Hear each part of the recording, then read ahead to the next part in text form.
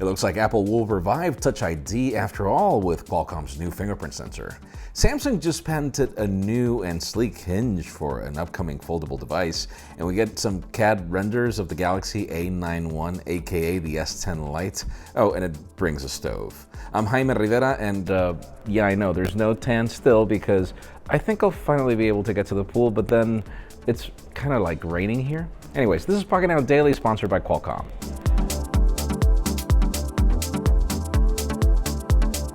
The official news today begin with deals, and yes, believe it or not, the king of deals continues to be Amazon. Amazon is still running strong on deals, so today we're trying to mix things up a little with different products. To start off, the previous generation MacBook Air is available for around $50 off, starting at $952 for the i5 variant.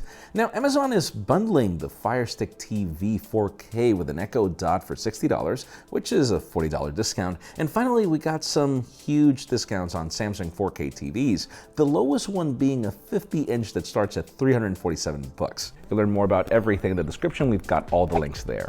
Now let's talk about Motorola, as the company here in Hawaii surprised us with a new variant of its One lineup, the One Hyper. It packs a Qualcomm Snapdragon 675, a 6.5-inch LCD display with 4 gigs of RAM and up to 128 gigs of storage. It has a dual camera system at the back with a main 64-megapixel sensor that outputs 16-megapixel quad pixels, which is pretty much pixel binning. Then you have an 8-megapixel 118-degree ultra-wide lens. At the front, you also get a 32-megapixel camera that outputs 8-megapixel quad pixel images, again through pixel binning, and other specs include a 4,000 milliamp hour battery, a 45-watt charging option that's actually optional, and it retails for $399, so it's actually not a bad option. Had some time to play with it hands-on. You can learn more about it in the description as well.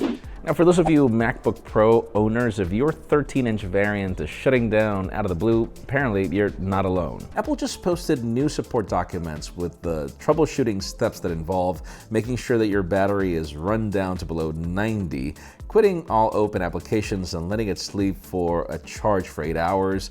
After it charges, you have to make sure that you have the latest version of macOS as if you could, because you've been leaving your computer charging.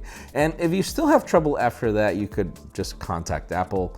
I know it's ridiculous, particularly for how much you pay for that computer, so just visit a Genius Bar. And yes, I will bore you one more time with more leaks of the Galaxy S lineup because they continue getting leaked. I mean, Ice Universe said that the design wasn't accurate and that it's way better looking than in the renders, which is pretty much what happens always. But now we have some renders of the Galaxy A91, which could be the Galaxy S10 Lite, and it features a stove with 4 cameras at the back. And we know that Samsung likes to experiment with the A lineup that pretty much then eventually becomes what we get on the S11.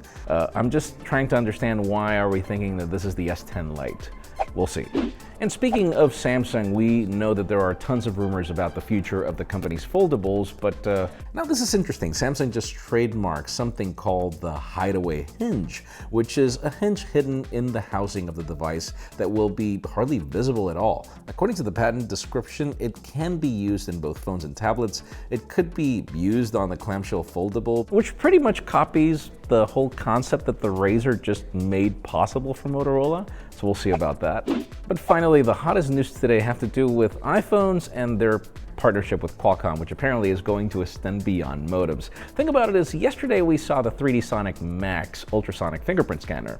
It is large. According to a new report, Apple is gearing up to use it. Apple has reportedly arranged a meeting with GIS to discuss the development of bringing Touch ID back. The report mentions that it will use Qualcomm's new fingerprint scanner if it launches in 2020, or a new one if it's delayed until 2021 or later.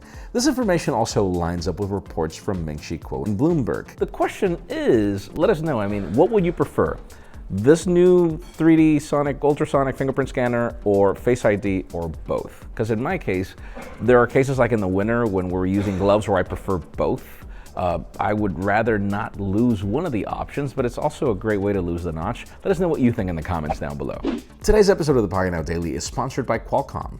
Yesterday was just the teaser, today we get the meat. The new Qualcomm Snapdragon 865 is a beast. New 7nm process with a separate Snapdragon X55 5G modem, which will allow a crazy 7.5 gigabits per second in data speeds. 25% improvement in performance that's also 25% more power efficient. New new desktop-level elite gaming features thanks to 25% faster graphics that are 35% more efficient, and while supporting 144Hz displays. Major camera improvements with a reimagined process that now supports 200 megapixel sensors. We're talking support for 8K video recording at 30 frames per second.